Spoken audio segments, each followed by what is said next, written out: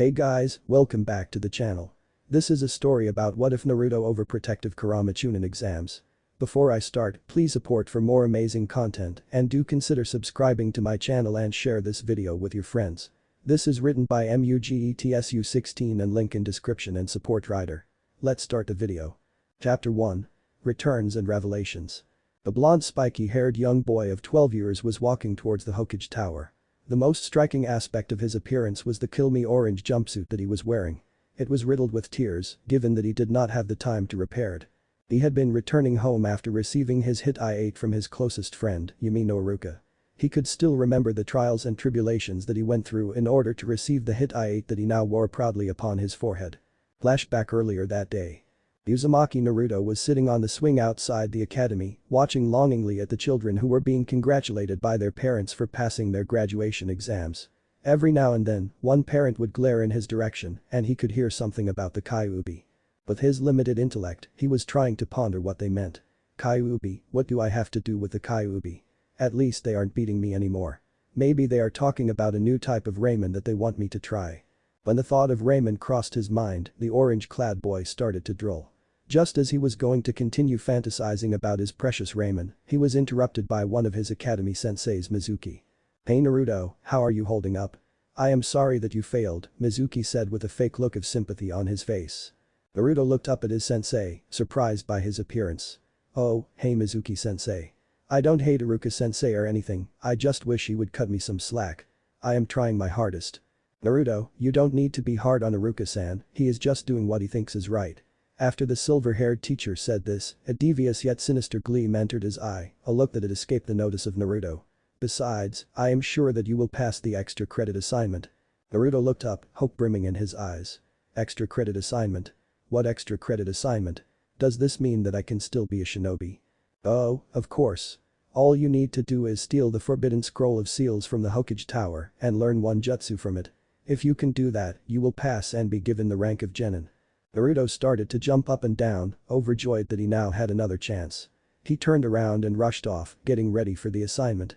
As he rushed off, he throws a hand in the air and waves back at Mizuki. "Thank you Mizuki-sensei. I will pass and become a genin. Look out Konoha, the future Hokage will pass Databeo." Once Naruto was out of sight, Mizuki let a sinister grin crawl across his face. He turned around to depart, muttering one word into the wind. "Fool."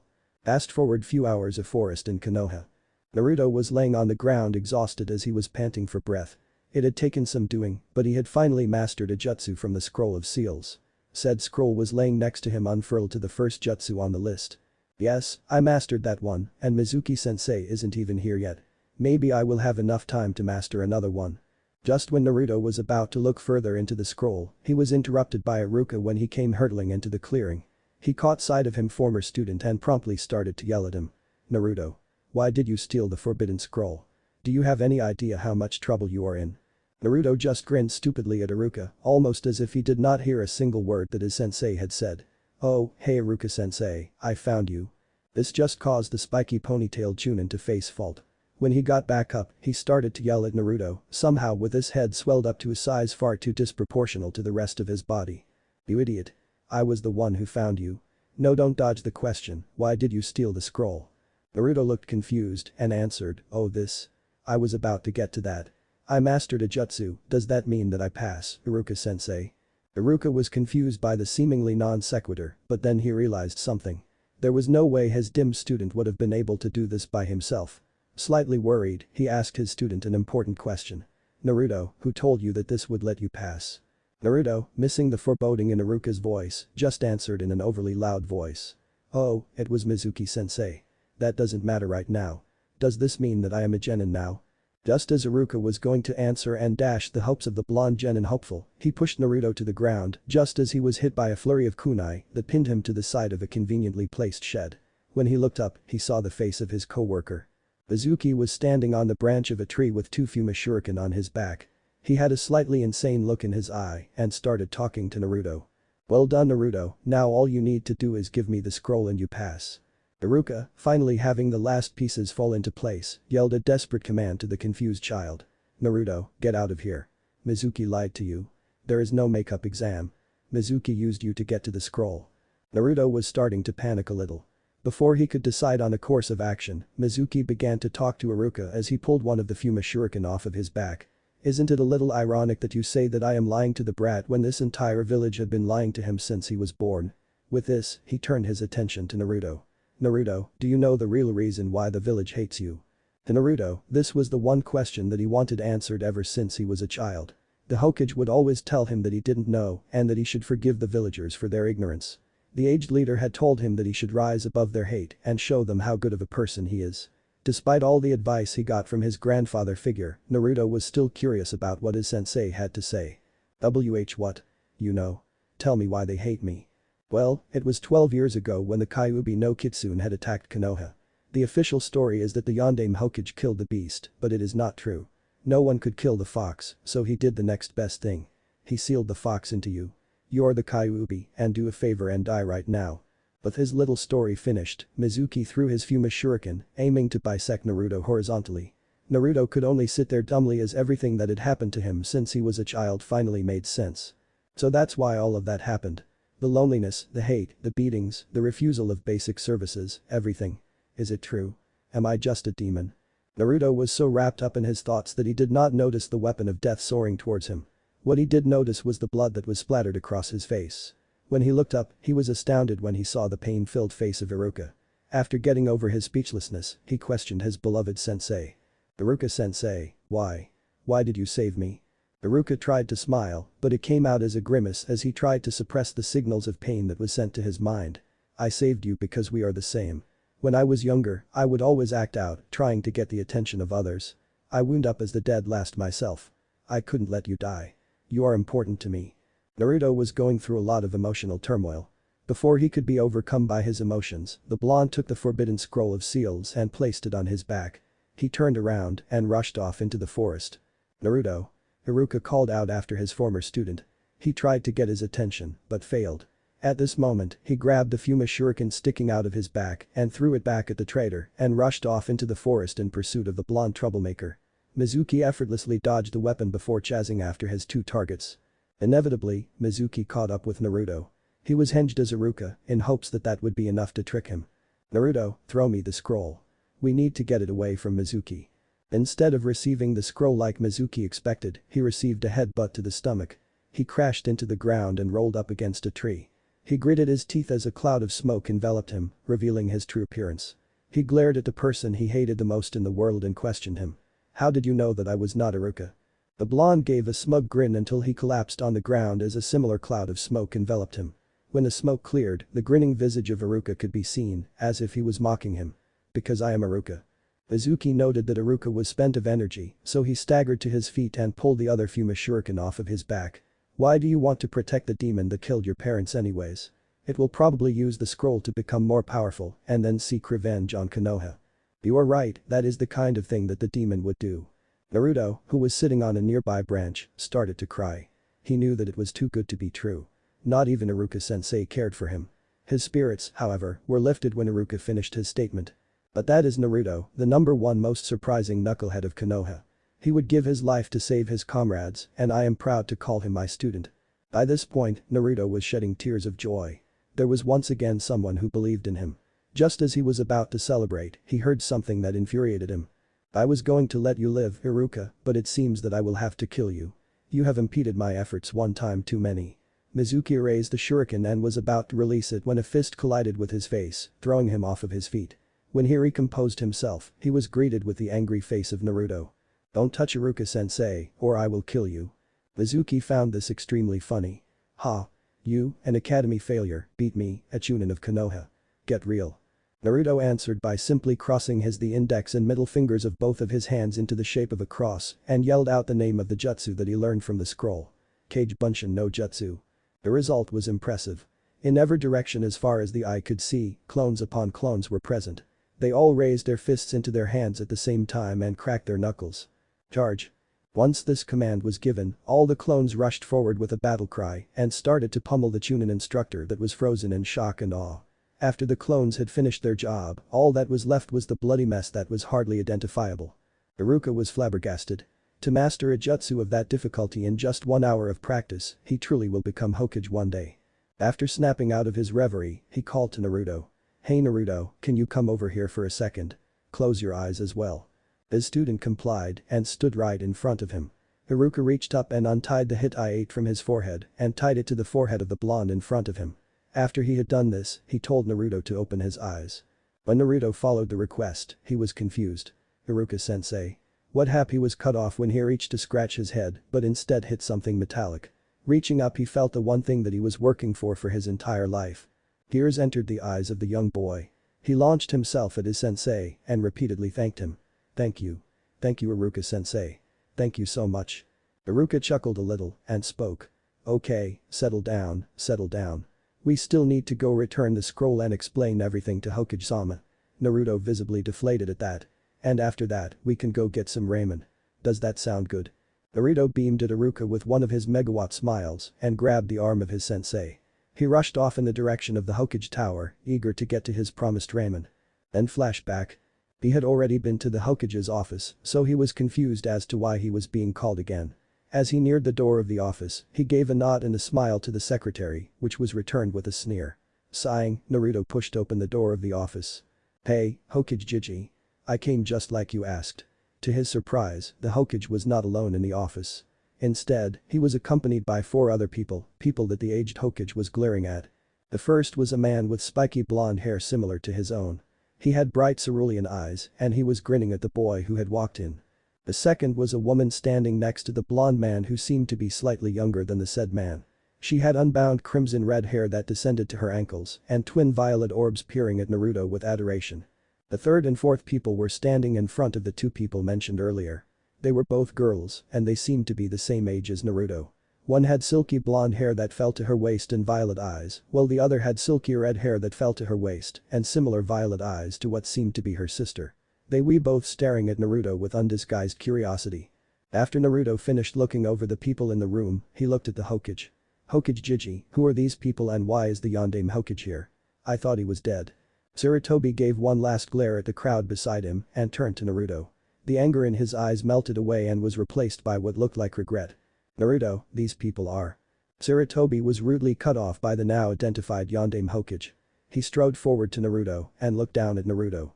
"Hello Naruto, my name is Minato. The redhead is my wife Kushina and these are my daughters. The blonde is Hikari and the redhead is Narumi. We are your family and you are my son." He heard a soft question, one colored with a tone that sounded almost like disbelief. "Where were you? Why were you not here?" Sarutobi tried to signal Minato that he should not answer the questions, but the angle that he was facing prevented him from seeing the signals. Like a fool, Minato dove straight in and answered the questions, albeit grimly. "Well, after we sealed the Kyuubi into your sisters, we needed to get away from the village. We realized that we needed to leave the village for some time because if I thought that any from my family or I was still alive, they would attack Konoha. We decided to leave you because you would have the easiest time growing up, so Sandaime-sama and I sealed a small portion of the Kyuubi's power into you to make it seem like you were the Jinchuriki. Sandaime-sama promised that you would be well looked after and your godparents have said that you were doing fine and that you were growing into an excellent shinobi. We had agreed that we would return in 15 years when Kushina and I had required our lost powers and when your sisters will be strong enough to protect themselves. While orange may not be the best color for a shinobi, I am not going to judge. All I request is that you forgive your family for leaving you alone for the first 15 years of your life, but we are here now and that is all that matters."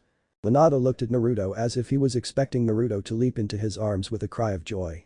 Instead, the look in his son's eyes surprised him. What he was looking at was pure, unadulterated fury. Naruto looked past his so-called father and directed his fury at the Sandaime. The words he breathed out were quiet, so quiet that the shinobi in the room had to strain to hear it. "You knew." He kept muttering that phrase over and over again, each time increasing in volume until he exploded into a scream. "You knew, you knew, you knew, you knew, you knew. You knew that these bastards were my family. You knew and you never told me." Kushina was so shocked that she didn't even reprimand Naruto for cursing. Naruto suddenly stopped screaming and calmed down. He started speaking in a level monotone that was even more scary to the third fire shadow because it seemed so out of character for Naruto. "You knew that the Cipiopoli are my birth family and yet you never told me. All the times that I asked you, you lied to me. When I came to your office, you lied to me. During your visits, you lied to me. When I was starving on the streets like a rat, you lied to me. When I was shivering in a cardboard box wondering if I would live through the night, you lied to me. When I was lying in the hospital after one of the many fox hunts, you lied to me. Tell me, old man, is there anything else that has been told to me that is a lie? Before the Hokage could answer, Naruto cut him off while releasing a laugh. This laugh was nothing like the regular laughter Naruto would have. It was not the laughter of a young boy who found happiness in the smallest things in life.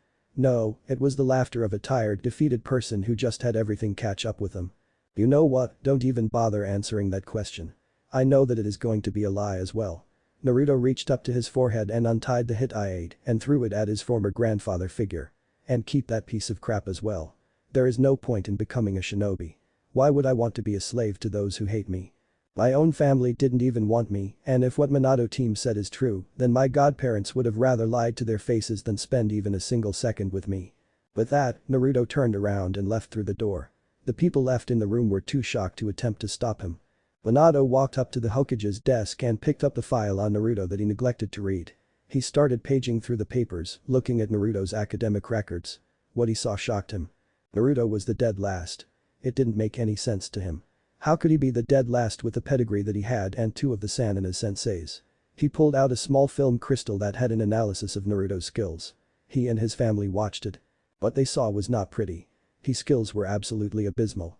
He fought much more like a drunken brawler than a shinobi when it came to taijutsu. He couldn't even dispel the simplest of genjutsu, and his chakra control was non-existent when it came to ninjutsu. It didn't help that Tsunade and Jiraiya were never there for him when they said that they were, and that the academy instructors were actively trying to sabotage his education. Things just got worse when he got to Naruto's medical file. There were hundreds of entries from treatments for poisons to hospitalization for lynchings. The fox hunts were even worse. Shattered collarbone and severed tendons in the ankle. Released the next day. Third-degree burns on 90% of his body. Released the next day. 13 shattered ribs. Released the next day. Multiple life-threatening lacerations throughout the body with a noticeable one spelling demon in kanji. Released the next day. He spent years worth of time in critical condition throughout his life, and he was only 15. Minato turned to the aged leader, a look of fury in his eyes, Kushina being not too far behind. He started to speak in a clipped manner, as if he was trying to stop himself from throttling his predecessor. Kushina wasn't doing much better.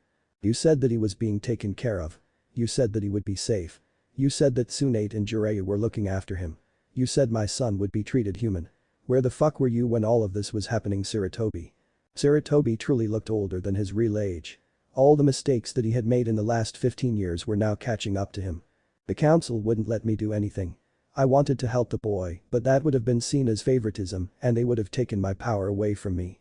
My hands were tied, there was nothing I could do. At this point, Kushina snapped. So. They are the fucking council. They have no power. This village is a military dictatorship, not a fucking democracy. You lost your spine and they walked all over you. To make it even worse, my boy paid for your incompetence. She would have continued screaming, but she felt a small tug on her hand. She looked over and saw that her daughter Hikari wanted to ask her something. "Ha-chan. Is Nai-san going to be alright? I don't want to lose him. I love him."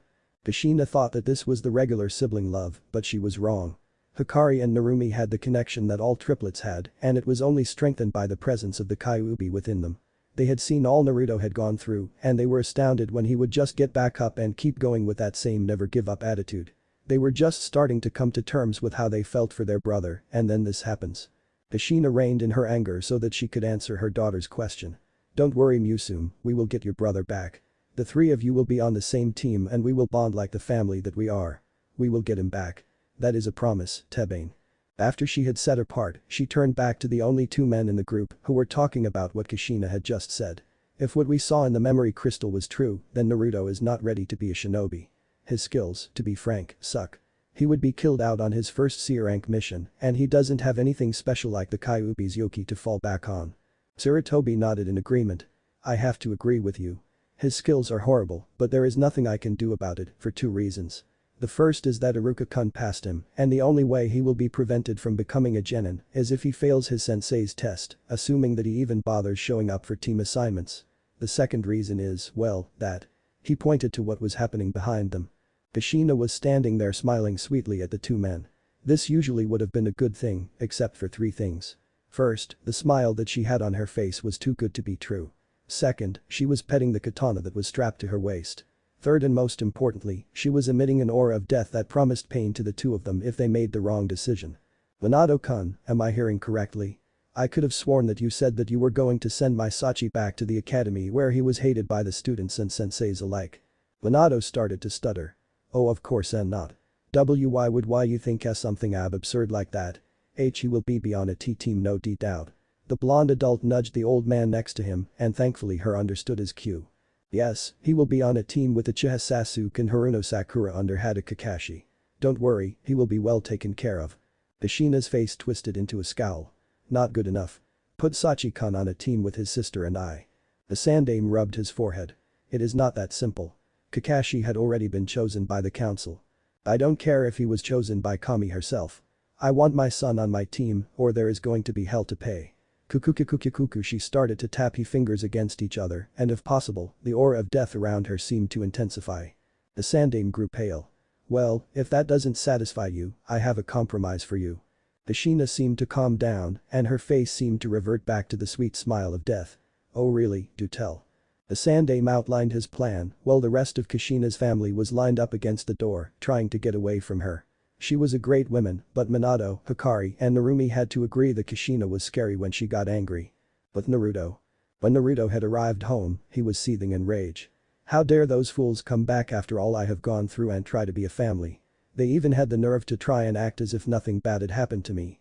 He managed to calm himself down and then he thought to himself rationally. There is no point of being angry at Narumi and Hikari. They had nothing to do with this, but that doesn't mean that I can't despise them even a little bit. Right now, I just want to stay away from them. After he had finished brooding, he laid down on the sorry excuse he had for a bed and tried to get some sleep. That led to the problem that he was facing right now. He was extremely hot and there was a searing pain in his stomach.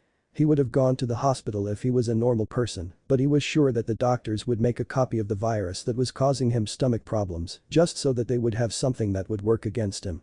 He started to perspire copious amounts of sweat, so much that it started to make his clothes stick to his skin. Soon after, his body started to bubble. This was when Naruto started screaming, but he knew the soundproof walls would make sure that no one would be able to hear him. He started to thrash around as he tried to get rid of the searing pain that was coursing through his body.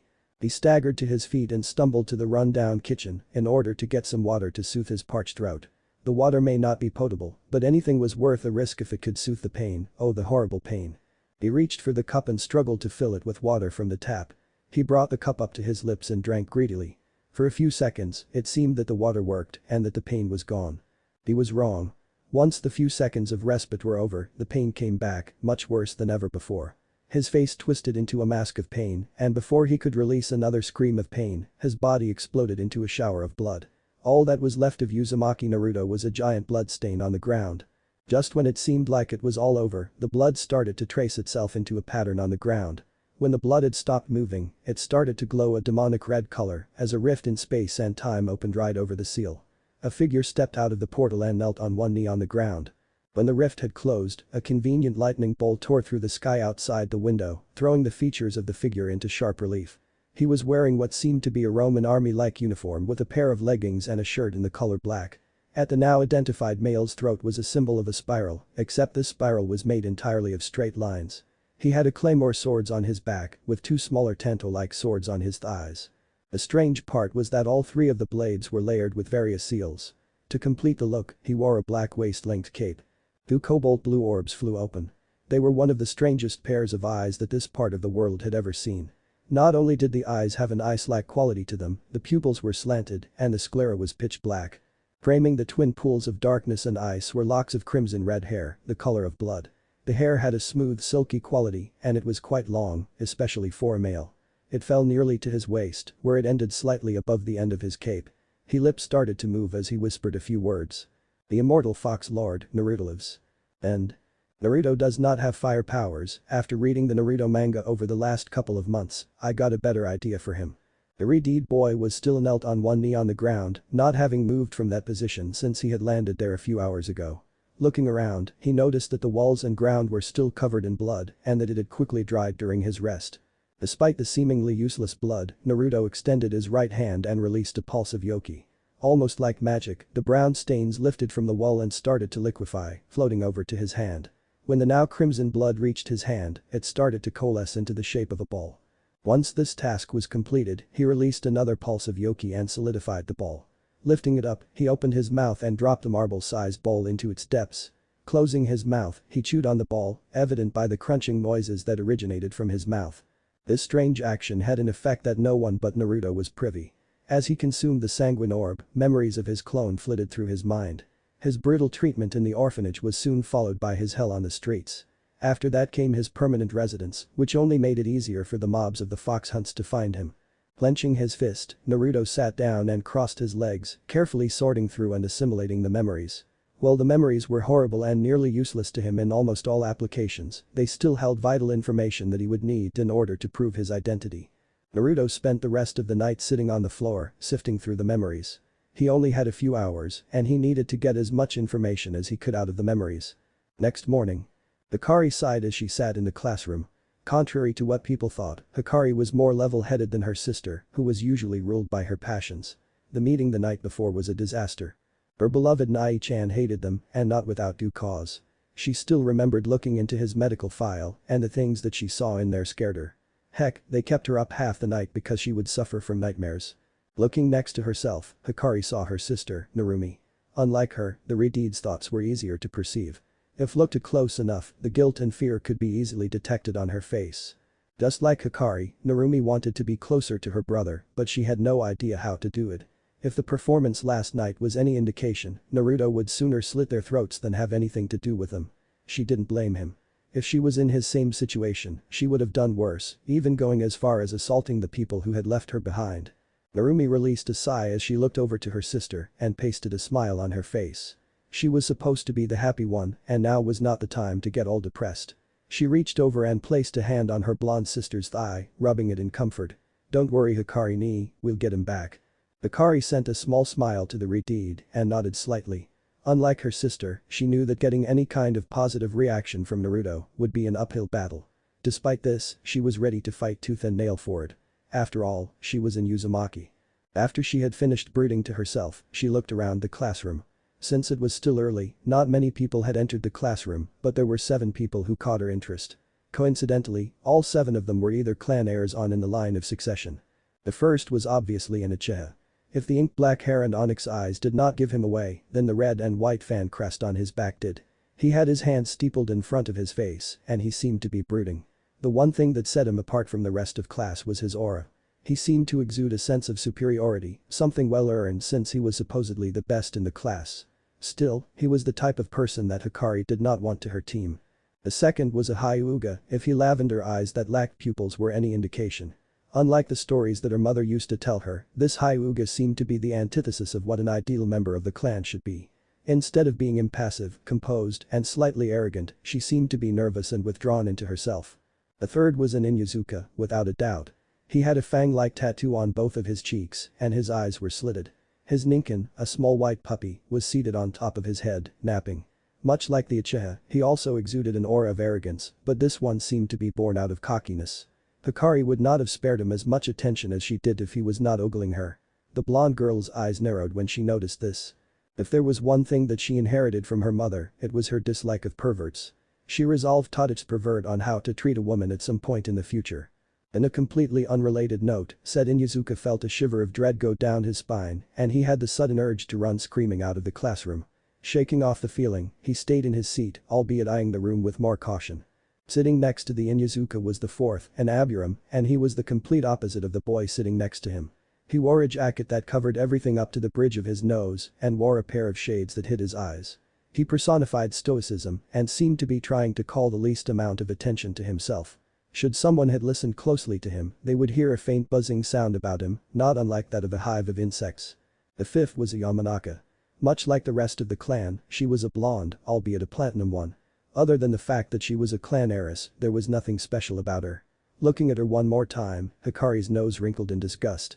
It had only taken her one look, but she was able to tell right away that the Yamanaka was a fangirl. The signs of dieting was obvious with her thin build, and she was wearing clothes that held more of an aesthetic value rather than a practical one. This, coupled with her lack of muscle tone, almost guaranteed that she would die during her first mission outside of Konoha. The sixth was an Akimichi. Unlike the rest of his clan, he was fat rather than muscled, and he was constantly eating a bag of potato chips. Other than the few clan jutsu that he probably knew, he had no value as a shinobi.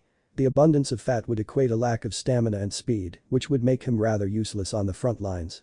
The seventh and final was Anara.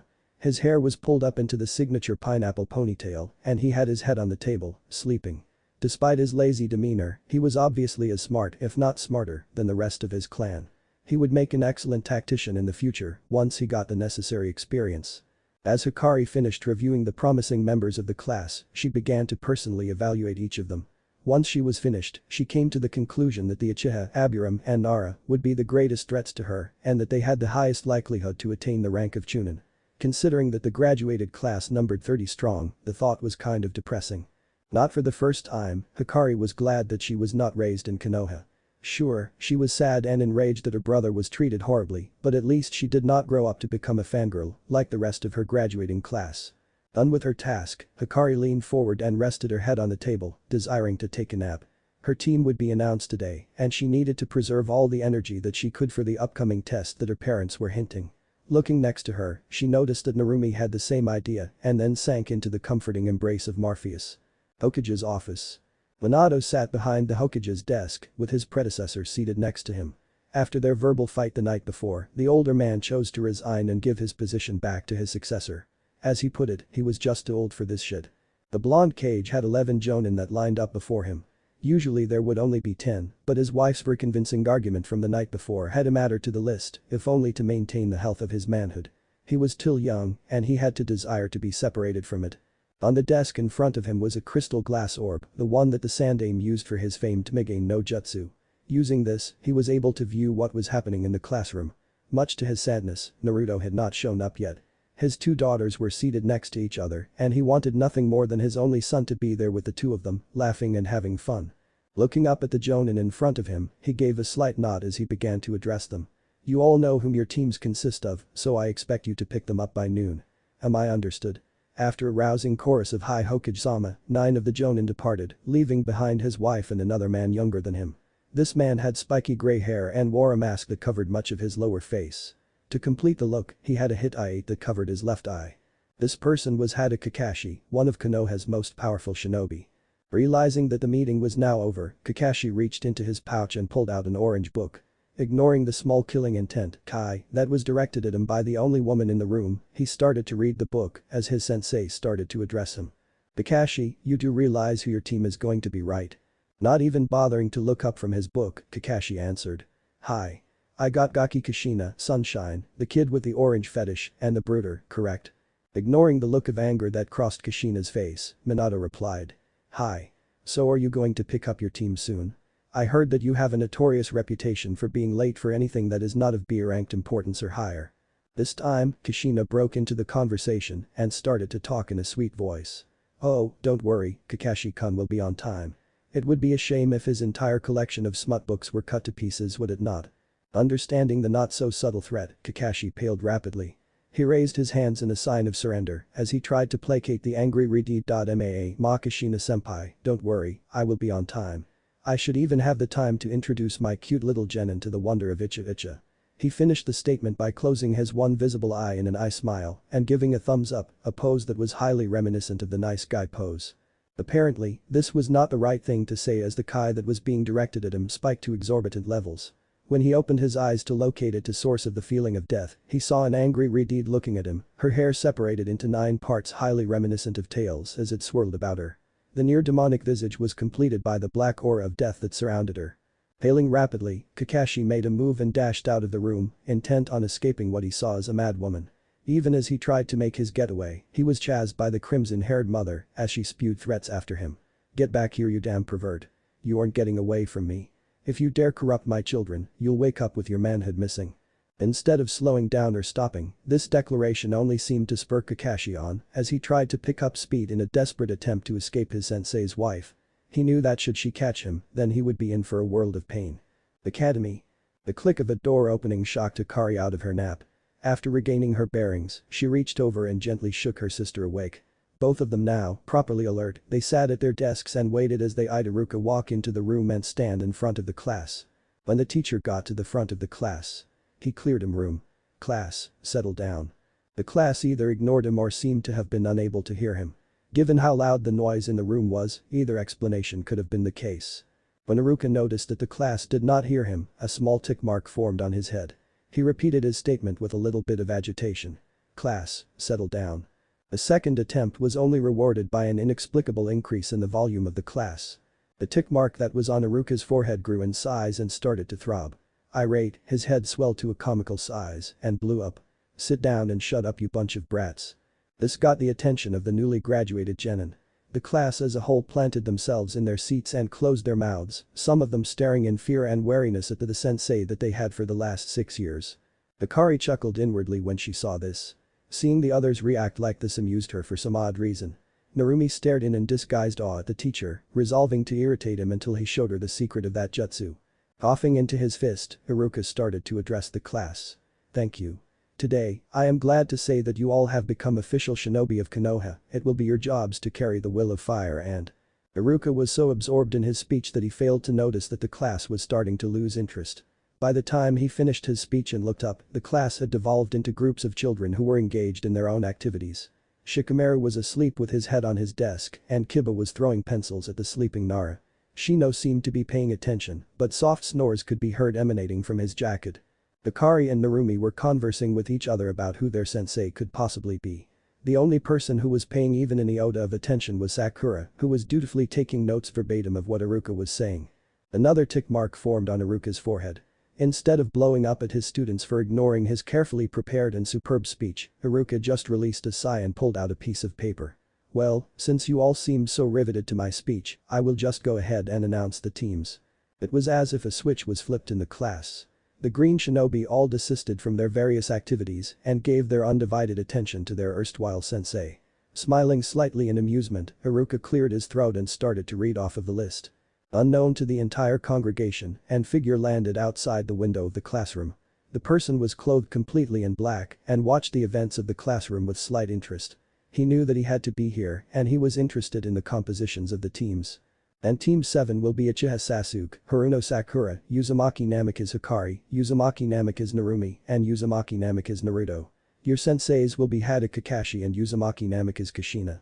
Before Haruka could continue reading the list, he was interrupted by an uproar from the class. Some of the girls were complaining about not being on Sasuke's team, while some of the boys were complaining about Sasuke having all the good-looking girls on his team. This, however, was nothing compared to the explosion of complaints when the name of the final member of the team registered in their minds. Cries of disbelief rang throughout the class. Some of the students were wondering why the class dope was allowed on a team when he had clearly failed, while others were complaining about the fact that the dope got the best team. While all this was happening, Hikari and Narumi were sitting in their seats and frowning. They knew that their brother was not the most liked person in the class, but this was ridiculous. The others seemed to be frothing at the mouth facing the fact that Naruto had passed any further and they looked prepared to crucify him. This time, Haruka could not contain his anger. "Shut up." When the class had calmed down, he continued. "Thank you. If you have a problem with the teams, take it up with Hokage-sama. He was the one who made the teams." Haruka raised the list back up to his face and continued to read. "Teammate will be Aburame Shino, Inuzuka Kiba, and Hyuga Hinata. Your sensei will be Yuhi Kurenai." The members of the newly dubbed teammate looked at each other and gave a slight nod, a timid one in the case of Hinata. Team 9 is still in circulation from last year. Team 10 will be Nara Shikamaru, Yamanaka Ino, and Akimichi Choji. Your sensei will be Sarutobi Asuma. Your senseis will be here soon enough. Ino was about to open her mouth and complain about the teammates that she had received, but resisted when she received a withering glare from Haruka. Done with his task, Haruka walked out the door. A few minutes later, the door was reopened and a group of jonin walked in. After taking their teams away, only Team 7, Team 8, and Team 10 were left in the room. Narumi was about to set her head on the table and take a small nap when a shadow enveloped her desk. Looking up, she saw Hinata looking down at her figures pressed together in a shy manner. "Ayano en Narumi-san, where eyes and Naruto K-kun." Her face turned an interesting shade of crimson when she had said this. Narumi flinched slightly, but then her face adopted a confused look and she answered the inquisitive clan heiress. "I don't actually know. Naruto Nai seemed very angry yesterday, so I thought that it would be better if I only talked to him today." When Hinata had heard this, she gave a small nod and went back to her team, with her mind whirring. Naruto was actually angry enough to scare someone away. She had never seen Naruto get like that before, even when he was constantly ridiculed and beaten by all the kids in the academy. When she had gotten back to her seat, the silence in the room was interrupted by the door opening. Through the opening walked in two people, a male and a female. The female, a woman who looked to be in her 20s with raven locks and crimson eyes, was accompanied by a slightly older-looking bearded man with dark blue hair and a cigarette hanging lazily from his mouth. The woman looked sharply at teammate and called out to them. "Teammate, my name is Kurenai. You may address me as sensei. Meet me at training ground 8 in 15 minutes. Shino, Kiba and Hinata scrambled out of the room as they headed to the assigned training ground. The area in question was a good distance away and they needed all the time that they had to reach their destination in a timely manner as well as conserving as much energy as possible. With this terse statement, the woman departed from the classroom with a classic shunshin and an explosion of smoke. When the cloud had cleared away, the older man sighed and dropped his cigarette to the floor, grinding it out with his heel. Team 10, you are with me. Let's go get some food to eat. After saying his part, the Jonin turned around and walked out the door, expecting his students to follow him. When Choji heard the mention of the word food, his eyes immediately transformed into stars and a wide smile split his face. He dashed after his sensei, intent on eating all the barbecue he could and have his sensei pay for it. The second to walk out of the room was Ino, who walked out with no small amount of exasperation in her step.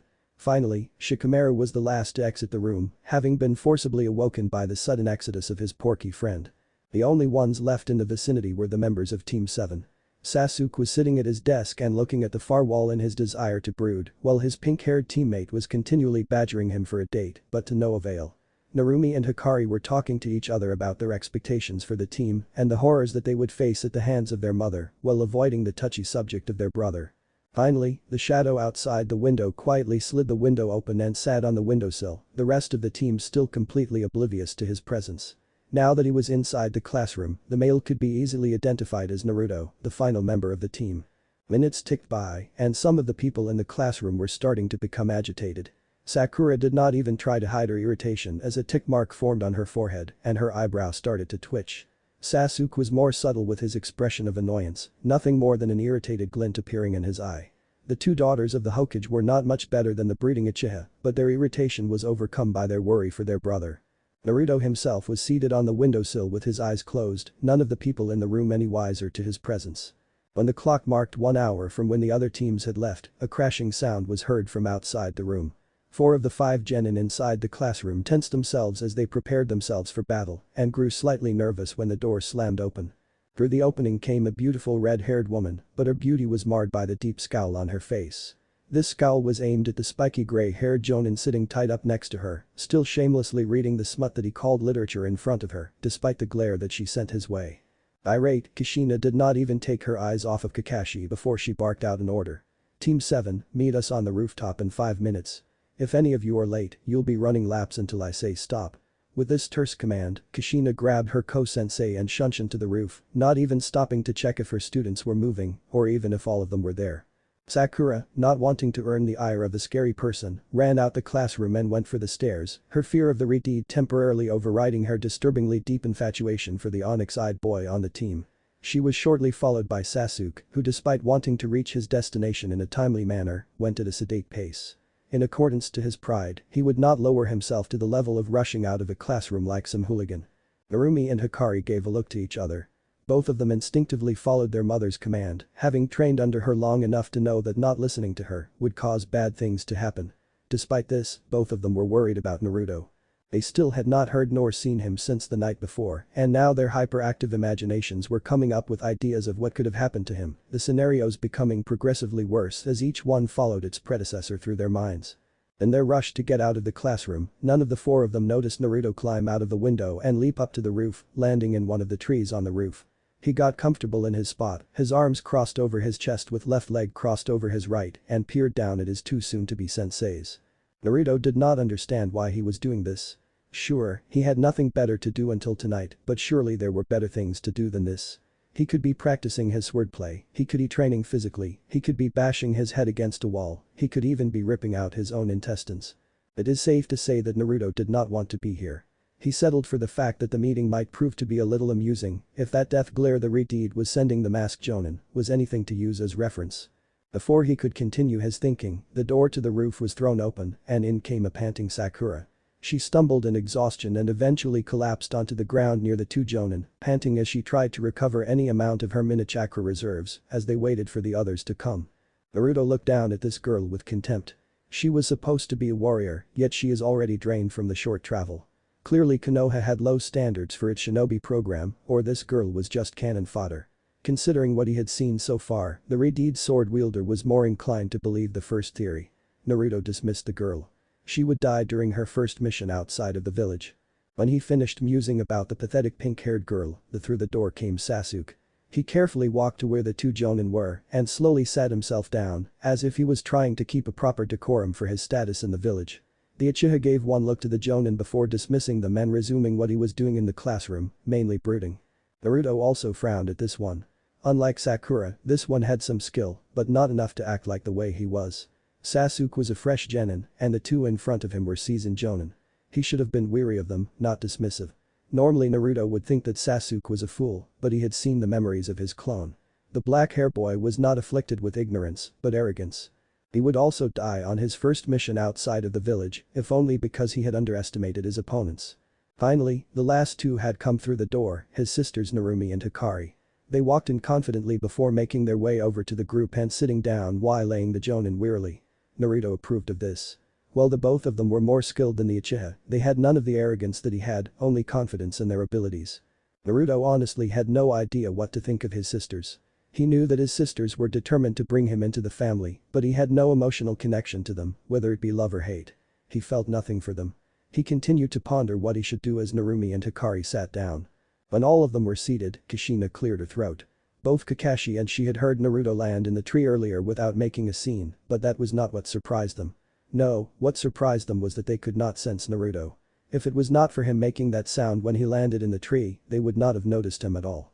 Considering that the day before he had been spewing chakra like a burst pipe, this change was quite disconcerting. Well, I want all of you to introduce yourselves to each other. You know, your name, your likes, your dislikes, your hobbies, and your dreams.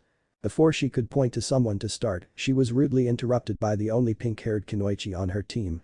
Hold on, we deserve some answers. First of all, where the hell were you two? All the other senseis picked up their students an hour ago. Second, where is that baka Naruto? Probably forgot that today was team placement or was too slow to get up here on time, that loser. She jeered. When Narumi and Hikari heard this, they reacted negatively. Narumi, the more hot-headed one of the two, had to physically restrain herself from launching herself at Sakura and beating the crap out of her. Hikari gave a glare that promised pain to her so-called teammate. Kushina gave no visible reaction other than the slight twitch of her hand. Before Kushina could retort, they heard a soft thud of someone landing behind them. When they turned around to see who it was, all six jaws dropped as they gave a gasp of shock and unison. Standing before them was someone that they recognized to be Naruto, but it was not the happy, blonde, orange-clad idiot that they all had come to know. The most obvious change was his hair. Gone was his iconic sun-kissed blonde hair, replaced by crimson locks that fell to his waist. What was once a painful orange jumpsuit was replaced by admittedly intimidating clothes. Naruto was clothed in a shirt and leggings of pitch black. On his upper chest near his throat was a that had the engraving of what seemed to be a whirlpool made of straight lines on it. Along his throat was a buckle that offered a modicum of protection to those who would aim for a quick kill. On his shoulders were some spolders, which gave way to the vambraces that protected his forearms. Invisible to the group was a holder on his back that supported his claymore, the handle of which could be seen peeking over his shoulder. Along his waist were a set of folds, which led to chausses to protect his legs. The look was completed by some sabatons that replaced the usual shinobi sandals on his feet. When given a further look, a pouch could be seen attached to his waist, and on both thighs were two tanto-length swords. Kushina's eyes only widened even further when she saw a plethora of seals engraved on the blades. However, the most striking feature of Naruto was his eyes. Gone were the cerulean blue eyes filled with mischief and innocence. They were now replaced by cold, hard cobalt blue eyes swimming in twin pools of inky blackness. Before anyone in the group could say anything, a soft, hard voice could be heard from the figure. I am here. The group of six could only keep gaping. Narumi and Hikari were walking together in the forest, heading towards Training Ground 7. They were running a little late, but it was understandable. What they had seen yesterday had shocked the both of them to the core. The two of them had been prepared to deal with an angry blonde who wanted to hurt them. They had not expected the apathetic redeed that they were given. Their mother was doing just as bad as them, if not worse. She had wanted to talk to Naruto once the team members dispersed, but the shock of his appearance coupled with his new personality blew any thought of approaching him out of her mind. After the team had stumbled through their introductions, Kushina told the genin to meet at Training Ground 7 in the morning before leaving, obviously lost to the world. Minato was unable to come home early so that he could get information out of them, so the three girls were largely left to their own thoughts. There was one thing that stood out prominently in Naruto's introduction, and it was his attachment to someone who he called Haim. That was the disturbing part. According to the Sandaime, there was only one female that Naruto was familiar to that degree to their knowledge, a young woman who ran a ramen stand with her father. After questioning her and learning that the male Redeed had never referred to her as Haim, they were stumped. They resolved to ask around discreetly when they had the time, hoping to see whether the girl would be good for Naruto or not. Narumi and Hikari turned to each other and released simultaneous eyes. They leaped up into the trees so that they could pick up their pace. It would not do to show up late on the first day, especially when their mother would give the slightest excuse to assign them more physical conditioning. Kushina and Kakashi were at training ground 7, waiting for their students to arrive. Against the norm, Kushina was not smiling. Rather, she had a small frown upon her lips. Kakashi had his normal orange book with him, but it was obvious to anyone that knew him that he was not paying attention to it. Just then, the eyes of the Jonin were drawn to the rustling bushes on the other side of the training ground. As they watched, the bushes parted as Naruto walked onto the training ground. Giving him the standard once over, Kushina's eyebrows furrowed as she picked up a detail that she had realized yesterday, but had not hit her until now. Naruto was taller and better developed than when they had first met him. During the night in the Hokage's office, even Kushina had to admit that he looked like a shrimp. His height was only at a pitiful 4'9", and his diet that consisted mainly of ramen made sure that he would not receive the necessary nutrients in order to achieve the proper build and health for his profession. Now, however, it looked like Naruto had aged 10 years. He looked like he was in his early to mid-20s, and his athletic build was easily discernible through his clothes that did little to hide his body. The build actually complemented his height of 5'11". His head had gone through the greatest amount of change out of all the parts of his body. Discounting his eyes, it looked like his genes had decided to flip. Whereas before he had Minato's spiky blonde hair and Kushina's round face, he now had her flowing crimson locks and Minato's more narrow face. Kushina did not want to admit it, but the new look made him look more feminine than before. She would go as far as to call him beautiful with the feminine touches to his visage. It actually caused Kushina to cringe slightly, knowing that she had helped produce a boy who looked even more girly than Minato, if that was possible. As Kakashi and Kushina watched on, Naruto strolled to a tree near them and unsheathed his claymore. Instantly on guard in case he attacked them, the two Jonin slightly relaxed themselves when Naruto stabbed the great sword into the ground and sat down, resting his back against the tree. Kushina mentally berated herself when she realized what she was doing. She might be a seasoned kunoichi, but it was no reason to doubt her son like that. It certainly wouldn't earn her any brownie points with the enigmatic Redeed, which would only make it even more difficult to get close to him. The three of them continued their activities as they waited for the rest of the team to arrive, whether it would be reading smut, studying a student, or resting against a tree, semi-alert to the outside world. An hour later, the entirety of Team 7 had congregated at the appropriate training ground. Seeing that everyone had arrived, Kushina coughed into her fist, preparing herself to talk. Alright, now that everyone is here, we can start on the survival training. Reaching into her pocket, she pulled out 2 silver bells, an action that was copied by Kakashi. Your job is to take one of the bells from us. If you manage to do so, then you will pass. Before she could continue, she was interrupted by the pink-haired genin on her team. Sensei, there are 5 of us on the team, but there are only 4 bells. What happens to the person who fails to retrieve the bell? Annoyed at being interrupted, Kushina was about to retort with a scathing remark, but the other Jonin broke in and answered the question, his iconic eye smile on his face. Very good for noticing that, Sakura-chan. The 4 genin who pass the test will form a team under the 2 of us. The remaining genin will be sent back to the academy for another year and hopefully they will do better next year. Kakashi's eye smile never dropped during the explanation. The change in the mood of the training ground was palpable. Whereas before the atmosphere was serene and calm, it was now tense with the anxiety of 4 of the genin. Naruto was still resting at the base of his tree, seemingly oblivious to the world. Hikari's eyes widened slightly when she heard this, and next to her, her sister's mouth dropped open in surprise. The resident Uchiha tensed slightly and balled his hands into fists, but did nothing else. His pride would not allow him to do anything else. It was the last genin, however, who expressed her concerns vocally, momentarily forgetting her fear of her female sensei. What? But that's not fair. We worked extremely hard to get this far, and now you are saying that it was all for nothing. Once her mind caught up with her mouth, she had released what she had done and immediately paled. Rather than being angry, both Kakashi and Kushina smiled melancholic smiles, as if they were remembering something from their pasts. Pulling themselves from their memories, Kakashi put his book away as Kushina confronted her student. I am your sensei, and I decide the rules. If you do not like them, then you are free to drop out of the shinobi program. Know your place, genin. The last part of the tirade was punctuated with a small bit of killing intent, enough to make Sakura stand down. Sakura immediately paled further and seemed to collapse into herself. Properly cowed, she collapsed onto her knees from the sheer fear that had been instilled into herself from the killing intent. Seeing this, Kushina shook her head in disappointment. The standards of the Shinobi Academy had really fallen low since her time, if this was supposed to be the greatest kunoichi of her year.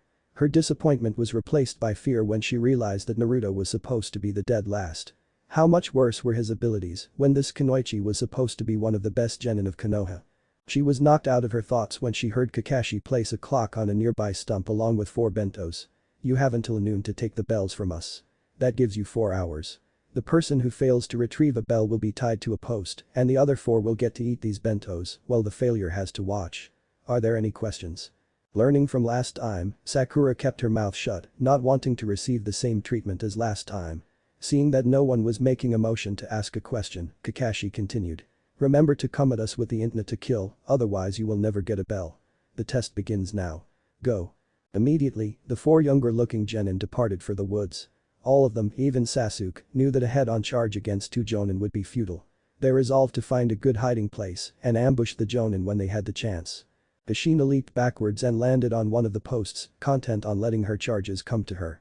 After all, they were the ones being tested, not her. They were the ones with the time limit. She wouldn't have to do anything if they didn't.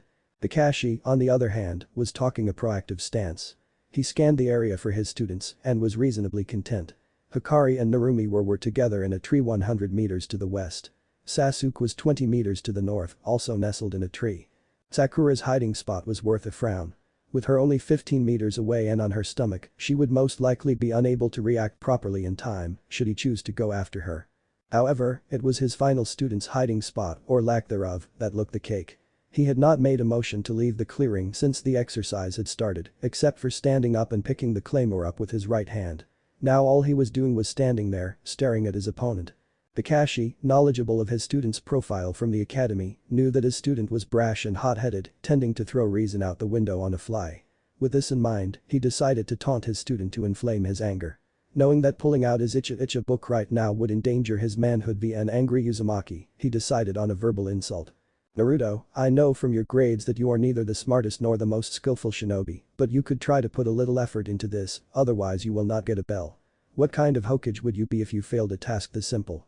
He finished the taunt by projecting a bored look with what was uncovered of his face. Knowing that Naruto was about to blow up and charge him, Kakashi tensed his muscles in preparation to counter.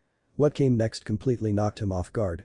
Instead of exploding and charging him like the silver-haired jonin expected, Naruto's eyes only seemed to focus on him, as if he had just realized that Kakashi was there. He opened his mouth and gave a reply that nearly made Kakashi break form and face fault at the sheer irony of the statement. Did you say something? Well, he did not break form, he still did sweat drop. At least now I know how Guy feels when I use that statement on him. Before Kakashi could make a comment, Naruto continued. To answer your poorly veiled taunt, let me ask you a question. Why would I want to jump into a forest where I would need to worry about attacks from you and Kushina-san, as well as any traps that you may have set during the time you spent here before I had arrived? It does seem stupid. Furthermore, why would you expect me, a genin that barely passed the graduation exam, and even then only on a technicality, to be able to hide from not one, but 2 highly experienced jonin? This only seems to be an exercise in futility, as far as I can see. Kakashi's face betrayed no reaction, but inwardly he was shocked. Normally, he would only be slightly impressed by this deduction from a genin, but this was Naruto. The kid who was famous for his trusting nature, optimism, and severe lack of intelligence. Hell, his vocabulary seemed limited to the words Hokage and ramen. There was no way that he could be mistrustful and intelligent enough to deduce something of this complexity all by himself. Repressing his shock for the moment, he decided to further question his student.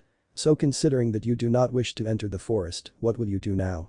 You need to do something in order to get a bell and pass. Naruto turned around started to walk into the woods. Despite what he had said earlier, he knew that there were no traps in the forest, at least well-hidden ones. After all, it would defeat the purpose of the exercise if the team was incapacitated and they were all supposed to be genin.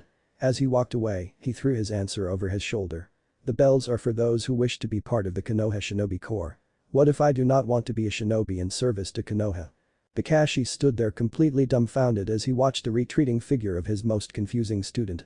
During his time knowing the former blonde, all the child would ever talk about was becoming a shinobi and then becoming the Hokage someday. What Naruto had just said had completely destroyed the image that Kakashi had for the redhead boy placed on his team. Kakashi was so shocked that he nearly missed the shuriken that were heading towards him, intending to skewer him. Knocked out of his reverie, Kakashi managed to Kawarimi with a nearby log in time. As the log took the hit, he turned around and rushed into the forest, putting his thoughts of Naruto out his mind for the moment. He had a genin team that he needed to test. Due to his hurried departure and cluttered thoughts, he never noticed the redhead woman sitting on the post behind him, a drop of water falling out of the corner of her eye. Sasuke was frustrated. He thought that he had managed to catch his sensei off guard, but all he had managed to do was hit a log. To make matters even worse, he revealed his location to his enemy. That was the reason why he was rushing through the forest, slightly panting in exertion. He needed to get ready for the inevitable confrontation, the one in which he would be triumphant. After all, he was an Uchiha, an elite of the village. Who else on this team could possibly have more skill than him? Sakura was tense with apprehension. She knew that she would not be able to get a bell from one of the Jonin in a head-on charge, so she decided she needed to surprise one of them. That was why she was excited when she saw Kakashi standing in a clearing, seemingly unaware of her presence. Reaching into her pouch, she grabbed a kunai and clasped it tightly in her hand. Regulating her breathing, she exhaled slowly and released the kunai in the direction of her sensei, rushing after it in an attempt to capitalize on her supposed opportunity. As she was running, she ran through a set of hand seals, causing two intangible clones of herself to appear next to her. As she approached her still immobile sensei, she cocked her fist back, ready to punch Kakashi. When Kakashi had entered the clearing, he had immediately detected Sakura but made no outward reaction to her presence. Instead, he had waited for her to make the first move. What he had gotten was a disappointment. Did the girl honestly believe that she would be able to catch him off guard with a single kunai and a head-on charge at speeds that were not nearly acceptable for a genin? The use of the bunshin was another sign of her ignorance, as the technique in its lonesome had zero battle applications. Kakashi brought his hand up and swiftly caught the kunai. When the Sakuras reached him, he easily discerned the real one and lifted his foot up, kicking her in the stomach. This caused her to be launched back in the direction she came from, making her back collide with a tree, which managed to drive the remaining air out of her lungs. To finish things, he threw the kunai at her, burying the blade into the tree at a point just above her head. When Sakura looked up, she let out a tiny squeak. Buried just inched above her head was her kunai, which had come so close to ending her life. When the fact registered in her mind, she fell apart. Completely terrified, she got up and rushed back into the forest, completely disregarding stealth. All she could think about was putting as much distance as she could between herself and the monster that nearly cut her life short. Now that she was a good distance away, she stopped to take a deep breath, cursing her poor stamina. Taking a look around, she was gladdened to see that she had managed to shake her pursuer, letting out a sigh of relief. She was about to sit down and relax when she felt a tap on her shoulder from above. Looking up, she came face to face with the masked face of the one she was trying to escape. Overcome with fear and unable to do anything productive, she did the only thing she could do. Sakura released a piercing scream, one that tore through the forest and startled the nearby birds into flight from the training ground. The shock and fear etched on her face was more than enough to make her faint. Kakashi, who bore witness to this spectacle, sweat dropped. Scratch Sakura having inadequate abilities. She was nowhere prepared for the shinobi world. If her performance was anything to go by, then it seemed that the Sharingan wielder would be failing another team this year. Kakashi shrugged. At least he would have more time for his icha. Leaping away, he locked onto Sasuke's chakra signature. He was by no means a sensor nin, but he did pick up a few tricks during his tenure of service in the Anbu. It was time to see if the Uchiha Saiyan, and more importantly, Obito's last relative in Konoha, would live up to his hype. Back in the clearing with the posts, Kushina was seated with a small, happy smile on her face. What was the cause of this happiness, one may ask. Simply put, the answer was on her lap. In front of her was the food of the gods, the delicacy to end all delicacies, the paragon of all that was good and true in the world. Ramen. Usually Kushina would not eat during a time as important as this, but she needed her comfort food after what she had heard her son say. She tried to bottle it, but what he said had hurt. She knew that he had gone through hell, but it had turned her boy into a cold cynic like this. As she sat down indulging her addiction, the two siblings were crouched on a branch of a nearby tree, out of sight. The two of them wanted to get a bell and decided that working together would make the goal at least slightly easier. While their mother was eating, they were plotting to get the bells from her. Ni-chan, what do we do? Ka-chan is scary powerful, this plan must be foolproof, otherwise he will fail. Narumi's face morphed into one of horror before she continued. Worse, Ka-chan might prank us. Hikari shuddered when she heard this. Growing up, she heard stories from her mother about all the pranks that she had pulled when she was younger. She did not want to be on the receiving end of one of those legendary pranks, especially after seeing what her mother had done to her father. Even to this day, Minato could not look at an egg beater the same way without shivering. Turning to her sister, she gave a sinister smile. "Don't worry Narumi-chan, Wani-chan has a plan." Waving for her to come in closer, she started to detail her plan. As she spoke, Narumi's eyes grew larger and larger until they greatly resembled dinner plates. "Are you insane, Ni-chan? Ka-chan will destroy us for doing something like that. I thought I was the one who was supposed to come up with all the stupid and crazy ideas between us." Patting her on the head as if she was trying to placate an animal, Hikari continued. "Don't worry, Narumi-chan. Just follow the plan and we should be able to get a bell. After all, when have I ever steered you wrong?" Hesitatingly agreeing, Narumi placed her right hand over her left arm and pumped chakra into a seal. A puff of smoke erupted and when it cleared, 2 bracers could be seen. Attaching these bracers to her arms, the glove-like device covered the entirety of her forearms. They lead up to her hands and crossed over her knuckles, providing her with extra protection and power for her fists. This was Narumi's favorite weapon to use. Due to her nature, Narumi had neither the patience nor the grace to be a sword user. Instead, her Ka-chan had given her these bracers as a present for her 8th birthday. Much of the tool was covered with seals, allowing her to do many things, whether it was to protect herself or channel chakra. They even had seals that made them nigh indestructible. How cool was that? Because of this gift, the energetic Redeed was able to fight people her favorite way by pummeling them with her fists into submission. While Narumi was adjusting her battle gloves, Hikari mirrored her sister's earlier action. After the cloud of smoke had disappeared, the level-headed blonde could be seen holding a violet katana. Unlike her sister, Hikari had a talent with a sword, something that Kushina had picked up on early and nurtured with her harsh training. Because of this, the violet-eyed girl had been given her own katana, one that she hoped to surpass her mother with one day in the future. After looking over her sword to make sure that it was in proper condition, she looked at her sister, giving her a nod, a signal showing that she was ready. Narumi took a deep breath and gave a nod back. Hikari turned around and went into the forest, preparing what she needed for their plan.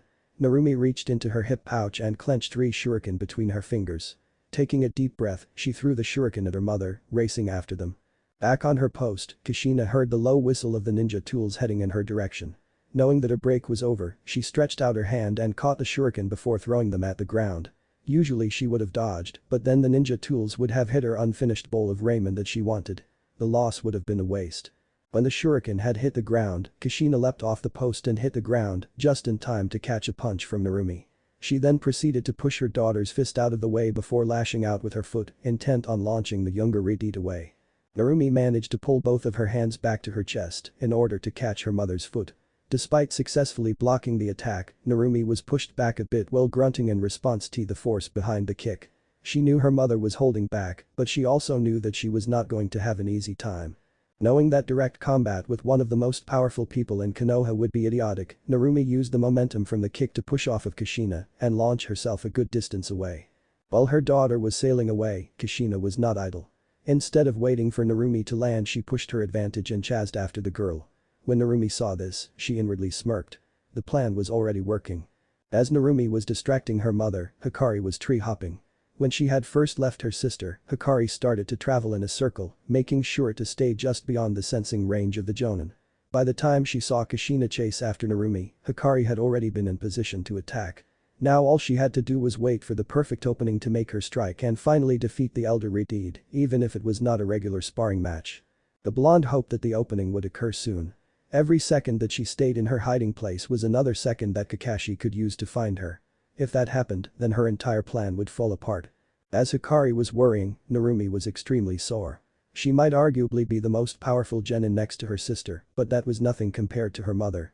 She was painfully aware that the only reason she was not knocked out yet was because Kushina was content with playing with her, pushing her to her limits. Kushina, seeing that her daughter was exhausted, taunted her, hoping to dig out that reserve of energy that she always had hidden within herself. "What's wrong, Narumi-chan? Are you tired already? You haven't even managed to land a good hit on me. Maybe I have been too easy on you recently." She finished this with a look of mock disappointment before her face lit up, as if a great idea had just formed in her head. "I know. You won't get any ramen today. Maybe that is the reason why you made such a bad performance today." She complimented this by pounding her fist into an open hand with her eyes closed, nodding to herself. When Narumi heard the first part, she gritted her teeth in anger but managed to keep her temper in check. Many of her sparring matches had ended with her defeat because she had given in to her anger. However, when she had heard the second part, she froze. No one, and she meant no one, was allowed to touch her ramen. Her father had learned the hard way that she had inherited her mother's temper when he had accidentally thrown away her ramen a few years ago. Interestingly enough, after that event she learned how much force was needed to break a rolling pin. Kushina smirked when she felt the killing intent explode from Narumi. If there was something that she shared with her daughters, it was her extreme love, borderline obsession, with ramen. Minato knew not to mess with her ramen. At least, he knew that after what she had done to him when he called her beloved ramen cheap soggy noodles. He seemed to have gotten the message after she persuaded him about the greatness of ramen. It had nothing to do with the meat cleaver that she held up to his manly bits at the time. She nodded to herself. Yup, absolutely nothing at all. Kushina was knocked out of her semi-deranged thoughts when she saw a fist flying at her. Dodging to the left, she proceeded to push the hostile limb out of the way and followed up with a palm thrust to her daughter's exposed ribs. Off balance, Narumi could do nothing as Kushina's leg came flying upward, burying itself in the younger Riti's stomach. In response, Narumi went limp and fell to the ground, unable to do anything. Kushina looked down at the fallen form of her daughter with a triumphant smirk. "Is that all, Narumi-chan? You spent all that time hiding and that was the best plan that you could come up with?" When she said this, a sense of foreboding settled upon her. Her daughters may be Uzumaki, but even they were predictable in some cases, and this was one of them. When given the chance, Narumi never came up with a plan. Narumi was by no means stupid, but Hikari was the one who came up with the better plans. Hikari was smarter and the better strategist of the two, so where was she? Looking down at her less mature daughter, she decided to question her. "It seems that even your sister has left you. Where is she, by the way? She couldn't have helped you, that plan was too pathetic to be hers." Instead of lashing out in anger like Kushina had expected, Kushina was surprised when Narumi started chuckling. The laughter got even louder until Narumi was outright laughing, her body shaking with mirth. Only after some time had she managed to calm down and catch her breath. "Ka-chan, I love you, but sometimes you can be a real baka. Hikari is the plan." Before Kushina could ponder the meaning of what her daughter had said, a voice cried out from behind her, a good distance away. "Freeze, sensei. If you move, then your beloved is going to get hurt." Turning around. Kushina was treated to a sight that left her speechless and eyes widened in horror. Hikari was standing at the post that Kushina had abandoned earlier in an effort to engage Narumi. Because of this, she had left her bowl of ramen unattended, something that Hikari had capitalized on. Kushina could do nothing. Her ramen, her precious ramen, was held in Hikari's hands. The bowl was held above her head, tilted precariously at an angle that nearly had some of the broth spilling over the edge. Frozen in horror, Kushina did not notice Narumi get off the ground and swipe the bells off of her waist. In fact, she only realized this when Narumi was already halfway back to Hikari, celebrating. "Yay, we did it, Ni-chan. We got the bells. Your plan actually worked." Narumi was running at Hikari without watching where she was going, so she did not realize until it was too late. Unable to do anything, the two sisters collided with each other, hugging each other and jumping for joy, not seeming like they were going to stop anytime soon. In fact, they only stopped when they heard the sound of a bowl shattering on the ground. When the two of them had heard this, they froze in place. Turning around in tandem extremely slowly, they were greeted to the figure of Kushina standing before them with her face shadowed by her hair, the broken bowl of ramen at her feet. As the girls started to sputter, trying to justify themselves, Kushina's hair started to separate into 9 tails and floated about her head. Her eyes turned completely white and her mouth formed into a demented smile. "Run," Kushina said in a demonic voice. The two children did not hesitate before turning around and rushing for the perceived safety of the forest. A few minutes later, their screams of pain and an insane cackle could be heard arising from the forest. In another part of the training ground, Sasuke was waiting for someone to show up. He had been waiting for a while, and neither one of the Jonin had shown up. This was not acceptable. He was the rookie of the year and in Uchiha, so the senseis should be stumbling over themselves to come and test him. Surely he would pass, who else could? Sakura had no chance, but the Namikaze twins would pass without a doubt. When Narumi and Hikari had introduced themselves the other day, he was intrigued. He had never shown an interest in girls, but that was because he did not like weak women. These two were powerful, so he knew that they were potential women to help revive their clan. Their pedigree was impressive, if not comparable to the Uchiha. Thinking about the Namikaze twins, Sasuke's thoughts drifted to the dope, Naruto. When the twins first revealed that Naruto was their brother, Sasuke refused to believe it. It was inconceivable that someone with Naruto's heritage could be so pathetic and weak. It was an insult to believe that Naruto was related to the brilliant Namikaze twins in any way, much less the Yondaime. No, Sasuke refused to believe this, so it was the Namikaze twins, not triplets. Uchiha Saiyan shivered. That was before so-called dope had appeared at the team meeting yesterday. Sasuke didn't recognize him at first, but the fact that no one else knew where they were meeting proved his identity. The tall red-headed man was the idiotic childish dope that he had known. Uchiha still refused to acknowledge him, however. Before, he refused to do so because Naruto was a disgrace. Now, he refused to do so because the male red-head was a monster. The others may not have noticed it, but he did. The Naruto, he reminded himself, was a monster. He seemed to exude the same aura that Itachi did when he slaughtered the Uchiha clan, except to a greater magnitude. It made Itachi seem like a tame 5-year-old in comparison. If Sasuke was honest to himself, he was scared. It was as if he was a rabbit quivering in its rabbit hole, and Naruto was an amused rabbit, waiting for Sasuke to come out. Before Sasuke could continue thinking, Kakashi walked into the clearing. Banishing the thoughts from his head, Sasuke resolved to ponder this later when he had less to do. Rushing forward, he prepared to engage the Jonin. Kakashi was disappointed when he saw this. While Sakura was weak for a newly minted genin, at least she tried to devise a plan, as pathetic as it was. It seemed that Sasuke had spent no time to do this, and Kakashi decided to teach him a lesson. As the last Uchiha lashed out with a fist, Kakashi tried to push the boy away. Instead, in a display of both flexibility and agility, Sasuke flipped himself over the arm and threw a kunai in his direction. Tilting his head and letting the kunai sail past his head. Kakashi shook his head. While this attempt was better than the last one, it still was not enough to get a bell from him.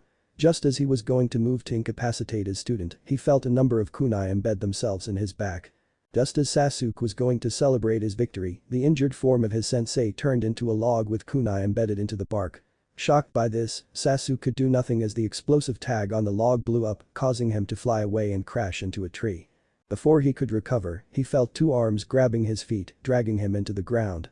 If ever questioned about what had happened to him at a future date, Sasuke would claim that he had given a manly grunt. There was no way that he had released a girlish squeak. Yes, no self-respecting Uchiha would ever make such a sound. It was a manly grunt. When Sasuke's body had finally come to a stop underground, he looked up and saw Kakashi looking down at him, an eye smile on his face. Well Sasuke-kun, that was a good try, you are different than the others. If that is all you have though, then you won't get a bell. Jana. Kakashi jumped away, leaving Sasuke simmering in anger. Just as he was leaving, Kakashi had to hold in a chuckle when he heard the frustrated yell coming from the clearing behind him. Overcoming his mirth, Kakashi heard the distant sound of the clock going off. So it was noon. Kakashi was actually a little relieved about this. He would normally need to go test Naruto, but he could not find him. He could not sense his chakra signature, something that would have been extremely easy only a few short days ago. Once Kakashi got back to the main clearing of the training ground, he was greeted to a peculiar sight. It seemed that Kushina had already revived Sakura, and the astounding part was the prone forms of her daughters, their bodies combinations of bruises, cuts, and blood. Unless his eyes were playing tricks on him, there were two distinct trails of smoke arising from their heads. Shaking this thought off, attributing it to the insane nature of shinobi life, he waited as the brush behind him rustled. Out of the disturbance came Naruto, who was being followed by Sasuke. It seemed that the Red-Deed had managed to make the Uchiha angry if the glare he was shooting at Naruto was anything to go by.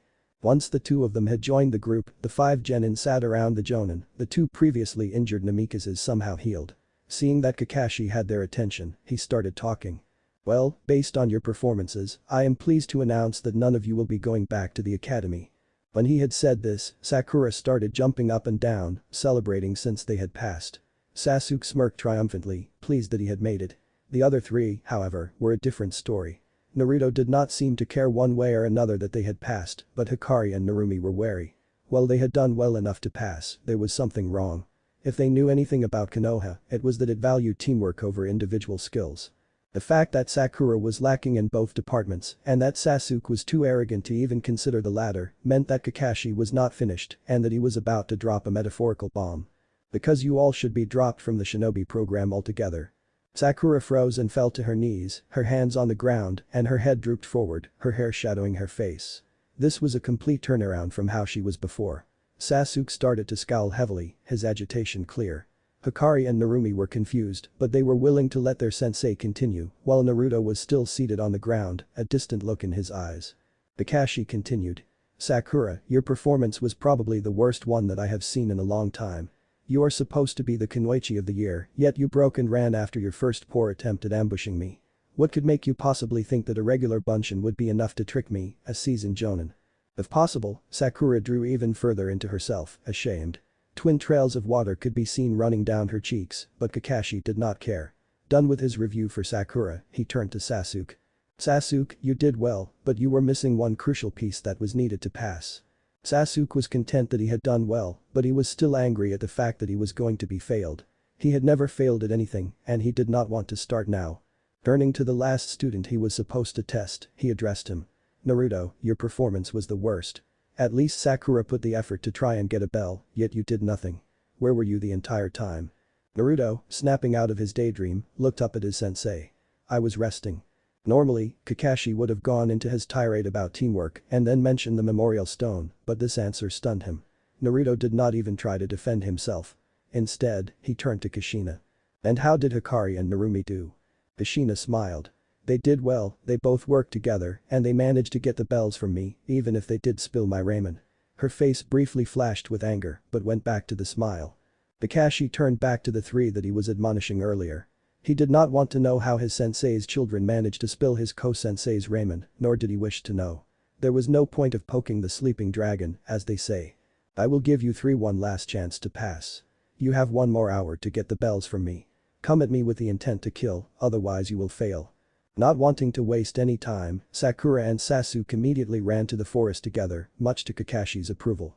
Looking back, his smile disappeared as he noticed that Naruto was still standing where he was before, a contemplating look in his eyes. Before Kakashi could question why he was still standing there, Naruto questioned him. So, are you telling me to come at you with the intent to kill? Would you not get hurt if I did that? Kakashi's smile returned when he heard that. Naruto may look and act differently, but at his core he was still the brash, arrogant kid that he was before. Kakashi would enjoy taking him down a peg or two. Did he honestly believe that he could take on a seasoned jonin when he was still a wet behind the ears genin? Ma, don't worry. I am sure I will survive whatever you throw at me, so come at me with your best, okay? Kakashi closed his single exposed eye in an eye smile. This was the worst mistake that he could have made. Pain, mind-numbing pain exploded from Kakashi's chest. When he reflexively opened his eye and looked down, he saw a deep bloody gash cut into his chest. Before his mind could fully comprehend what he was seeing, he collapsed forward, blood still streaming down his chest. Kushina and her daughters could only watch in horror as Naruto stood above the fallen form of Kakashi, his claymore released from its holder and covered with the masked Jonin's life-giving liquid. Chapter end. If Naruto was more in touch with his neutral emotions, he would be feeling confused right now. After his gray-haired sensei Kakashi, he thought his name was instructed him to attack him with the intent to kill, he did. He had expected to dodge, deflect or even block to live up to his boast. However, Naruto was left sorely disappointed by the quick and simple end. Instead of being given a sign of approval in response to his completion of the assigned task, he was greeted with horror-stricken faces when he turned around to question the remaining 3 members of his team. Now, instead of passing the test he had been given, he was seated in the office of the Hokage, the target of a cold stare from the leader of the village itself. Meeting the glare, neither ninja nor warrior would back down, undergoing a silent battle of wills through their locked gaze. Capitulating first, the blonde Kage closed his eyes and ran his hand through his hair, releasing a sigh of frustration. Naruto, what do I do with you? Do you have any idea what your stunt earlier today has done? Your opposition has been growing stronger even since the incidents, especially since you left a reputed jonin in critical condition. What do you have to say for yourself? Naruto took this in stride, showing no visible reaction to the tirade. His kind was always hated in their homeland, even when they were the ones who were protecting people, and the hate only turned into fear when it happened. Are you quite finished? Why am I being accused of wrongdoing when I only acted in accordance to the parameters established by my commanding officer? In fact, would not the grievous injury I cast upon Kakashi-san be a sign of success? Minato had seen many things in his life, but even this shocked him. Never before had any report mentioned the sheer callousness that Naruto displayed concerning Kakashi's health. Naruto was known to be emotionally sensitive, the type to fly off the handle easily, much like his wife. He had expected Naruto to either break down and apologize or get angry and defend himself by repeating the same statement, "It wasn't my fault. Not this. I was told to attack with the intent to kill. I will admit that I do not follow that order exactly. If I had so, you would be interring one of your shinobi." After he had said this, Naruto's demeanor changed slightly, the only sign that he had realized something. Is that the reason for which I am seated before you? Is it because I failed at my tasking of eliminating Kakashi-san? Minato was appalled. Naruto had not intentionally done anything wrong. In fact, he had genuinely believed that he needed to kill his sensei. To make it even worse, he seemed to be awaiting punishment for holding back by sparing Kakashi. Seeing that Minato was not saying anything, Naruto took this as a sign of dismissal. Rising from his seat, he bade a terse goodbye to the Hokage and left the office, his biological father still in a state of shock. Uzumaki Namika's house. It was quiet. This was something that never happened before. There was usually some noise that originated from the house, showing a sign of life.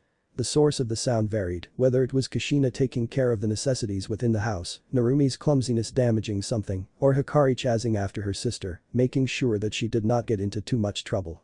However, it was quiet. Kushina was washing the dishes, something that she usually did when she had something that she really needed to think about.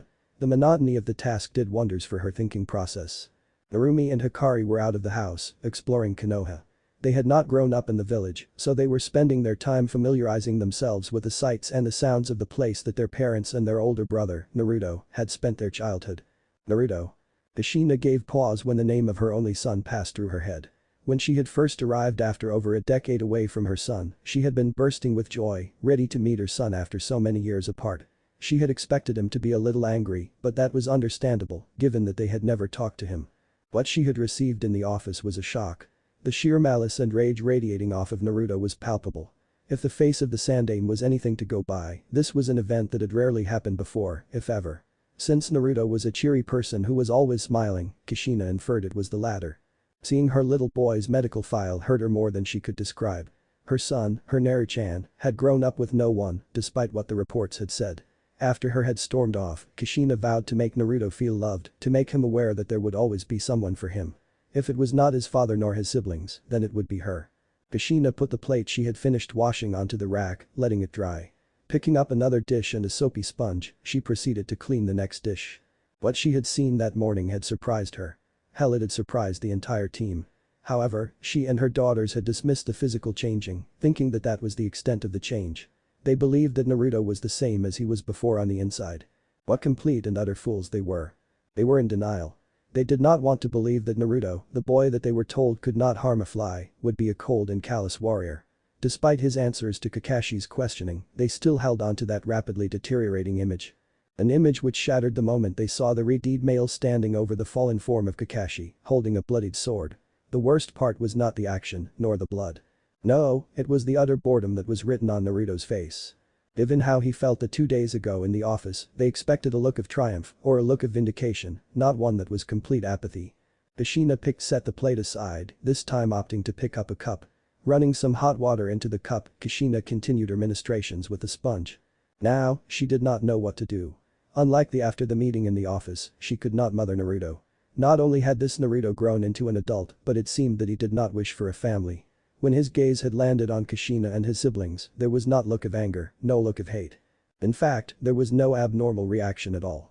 It was as if Naruto was looking at people that he held no opinion for, that he did not know, and that was what had hurt the most.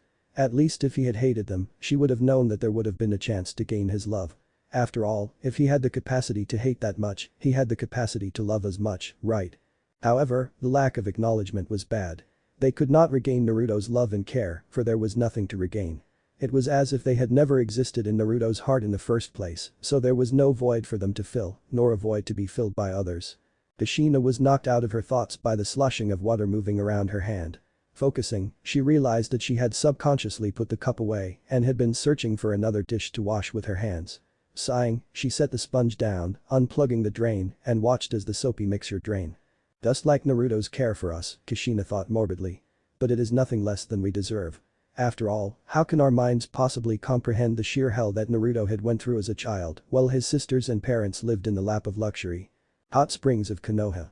Hikari sat in the hot springs, thankfully having a pool to herself. Her sister had decided that a species of butterfly had seemed more important, so she promptly departed in order to chase after the insect.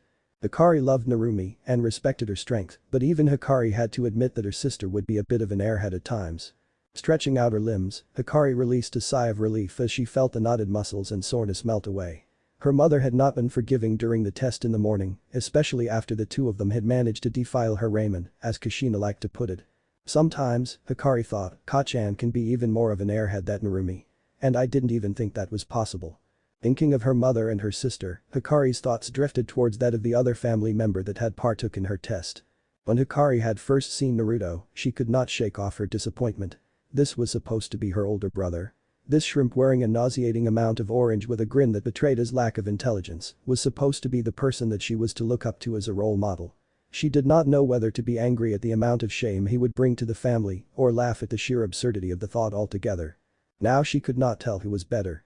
The orange-wearing shrimp may have been an idiotic weakling who was obviously in over his head, but he seemed to be the dependable sort of person, the person who would never abandon you so long as you give the slightest of kindnesses.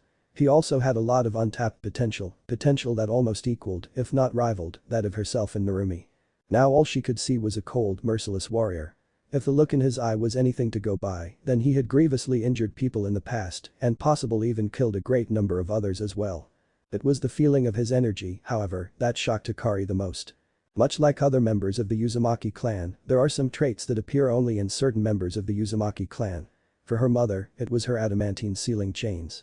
For her, it was her mind's eye of Kagura. This technique, when properly mastered, allowed the user to sense chakra to such a degree that the user was able to distinguish emotions, truths from falsehoods, and even the personalities of people from their chakra alone. When she was around her father, she got the sense of calm and composure. When she was around her mother, she got a sense of childishness, tempered by the maturity of being a mother. She had never tried to actively sense what Narumi's personality was like when she was acting like she was now. Hikari did not believe her sanity could survive such exposure. However, when she had sensed her brother, there was nothing there. Yes, there was a source of energy. It was highly similar to chakra but slightly different, something that Hikari attributed to Naruto's connection with the Kyuubi. It was his personality aura that alarmed her. Unlike others, who embodied an emotion or a set of emotions, Naruto embodied nothing. He was nothing. Hikari would be able to find Naruto easily by just distinguishing the void that he caused. This void was different than nature, which exuded an aura of neutrality. When Hikari had first met Naruto, she felt childishness, curiosity, warmth, and suppressed pain radiating off of him. What happened within the span of 12 hours that drastically changed Naruto from something brimming with life into something that was the epitome nothing? Hikari told nothing of her findings to anyone else. Narumi, despite being her sister, would not understand the ramifications of what was happening if she even understood Hikari's explanation.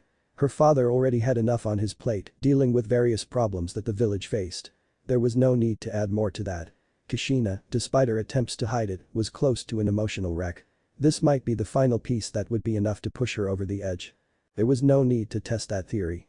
Hikari stood up, water splashing onto the stone shores of the heated pond. Climbing out of the pool, she shivered before quickly slipping into a warm robe. Leaving the hot springs, she started on her trek home. She had a lot of questions, and she wanted answers. Nearby forest. In a clearing in the forest near the hot springs, a group of butterflies were mingling, the picture of peace of tranquility. That was swiftly broken when an explosion tore through the clearing, incinerating the pacifistic creatures. What kind of sick, twisted, inhumane creature would do this? What kind of monster would destroy the peace that these small animals had strived for so long to achieve? What kind? Butterfly, no. Bounding into the clearing was one Narumi Uzumaki Namikaze, her eyes widened in horror of the small butterfly she had just killed. She wanted to throw a kunai at the little bugger to scare it, but she didn't see the explosive tag attached to it. She landed on the ground and pouted heavily, stomping her foot on the ground. She had worked so hard in chasing that butterfly. She had even left her sister behind, who was speaking about something that sounded important. Narumi had just tuned her out, an art that she had perfected during the days that she had to stay inside during the storms. Crying in tears, Narumi fell to her knees and started beating the ground. Just as she was going to devolve further into her misery, a butterfly flew past her face and further into the forest. Butterfly? Her previous sadness forgotten, Narumi quickly leaped to her feet and chased after the butterfly. Yeah, sometimes it would be better not to know what Narumi was thinking.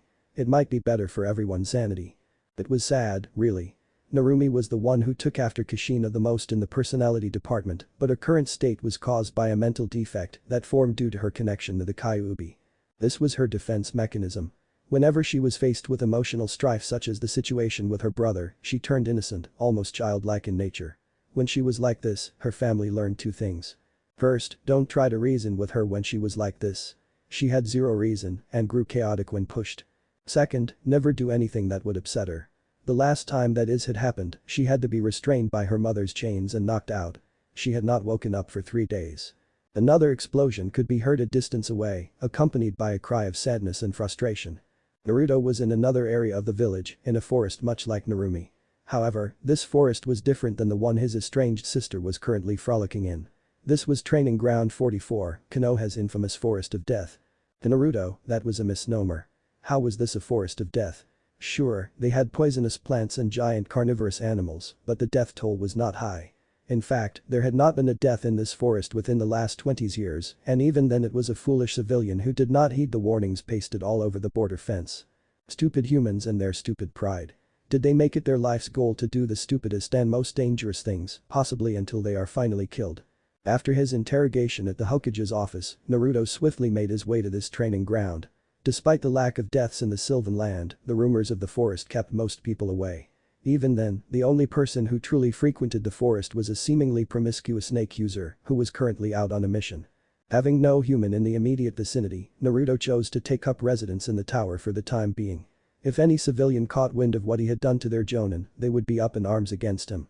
He had no desire to explain to his father why there was blood and gore splattered all over his front doorstep, along with the corpses of a would-be lynch mob. My father. Minato and the rest of his family was something that Naruto would not understand. They tried with great effort to get him to forgive them, but he saw no reason as to why. Before the test in the morning, they thought that he was a weakling. Even now, they only believed that he had managed to catch Kakashi by surprise, no more skilled than an experienced chunin. No, it was not his strength they were after. Logic dictated that they would be placing too much effort for too little of a reward. What else could it be? In their eyes, he had no special power like that of Hikari and Narumi. To them, he was just another aspiring shinobi. No, there was no special trait, no Kekkei Genkai that he held that would be useful to the village. The skills that he had were unique solely to him. The blonde Kage called him his father, but what did that mean? Growing up the way that he did, he had no room for love or compassion. The few relationships that he had were with his instructors, and even then they were few and fleeting. They rotated every week, so it was not like he had the time to get attached to them. Their hands-on method of training only made them less inviting. In his journeys, he had viewed many of these fathers from a distance. He did not see what made them different than the rest of the adult males around them. They all varied in height, strength, and demeanor, but usually had no more strength or ability than a fellow male. Was it the child that they had with them? Those children managed to either brighten their day or make it worse, but other than that they had no meaning. They seemed to share an emotional bond, but how far would that bond go? He had seen many children abandoned to the flesh-eaters by fearful fathers. He would have continued to ponder his dilemma if it were not for the two arms that circled his waist. For most people, this would have been met with a violent response, but not for her. Continuing his silent vigil, he waited for the woman to address him. He was not disappointed when he felt a shapely body press up against his back and a soft, sensual voice greeted his ears. "What bothers you, beloved? You would have at least greeted me by now. You even have that distant look in your eye, that look that tells me something's has happened." She then pulled herself flush against his body. "Please tell me," she crooned. Naruto made no reaction. Well, the first few times her actions had made him uncomfortable, he had grown used to it. Over time, the temptation had grown onto him and it had become his guilty pleasure. After allowing himself to bask in the warmth and pleasurable feelings that the actions of the seductress behind him offered, he replied, "It is nothing that should concern you." Naruto could sense the frown that marred the beautiful face behind him. Opting to grind her body against the male, the woman scat in annoyance. "Beloved, you should know by now that that is not the way that things work. I ask you a question, and you answer wholly and completely." Shrinking into herself, she put on a mask of sadness and fear, something that Naruto saw through immediately. "Or do you finally grow tired of me? Has all I have done mean so little to you?" The claymore released a sigh, something that was almost one of frustration or exasperation, his gaze softening. "You know that that is not true, my Haim. You were always there for me, and you were there when I needed you the most. I treasure you above all things in this world and the next." When he finished this, his eyes hardened as he twisted in the grip of his captor, staring unflinchingly into her eyes. Releasing a small bit of yoki in an attempt to intimidate his companion, he continued. "However, do not think that I am answerable to you, nor that I am underneath you. My secrets that I hold are mine alone, and you may not intrude upon them with impunity." Instead of getting angry, the interloper grew amused. Reaching out with her hand, she gently caressed Naruto's cheek. "That is what I wanted to see. You are not afraid to stand up for yourself, even against someone as powerful as myself. Were you not the one who said that you were not confident in your ability to defeat me? What changed?" Naruto's gaze remained hardened, his steely calm voice not betraying anything. "Things change. I changed. I have found something that you may find interesting." When the woman realized that Naruto would not speak further about the topic, she laughed. When the red-deeded warrior heard the laugh, he shivered. This was not a shiver of fear nor pleasure, but of something more. The laughter was beautiful, but only in an ethereal sense, as if it were something that could not be found on the earth. Given the nature of the woman, that was understandable. Pulling Naruto forward by the hand that was still on his cheek, she pressed her lips against his, granting him the warmth and comfort that he desperately craved. The warmth and comfort that only she could provide. Pulling herself back, she noticed that Naruto's hands were wrapped around her waist. Releasing herself from the embrace of her lover, she leapt to the ledge, giving Naruto one last look, one last challenge, and departed. Naruto knew what that look meant. There was going to be another clash between the two soon, and given what he had recently discovered, it was going to be one that would larger than any battle the two of them had shared before. The woman seemed otherworldly, yet Naruto felt that he could connect with her. They both were lone warriors who stood at the apex of power and before meeting each other, had no one who could push them. Turning around, he gave one last look to the place where his closest acquaintance, rival, and lover had stood mere moments ago. Walking away, he spoke one last time to her, even though he knew that she would not be able to hear. I look forward to our next clash as well, Haim-chan. Chapter end. What if Naruto overprotective Kurama Chunin exams end here, and thanks for watching my video till the end.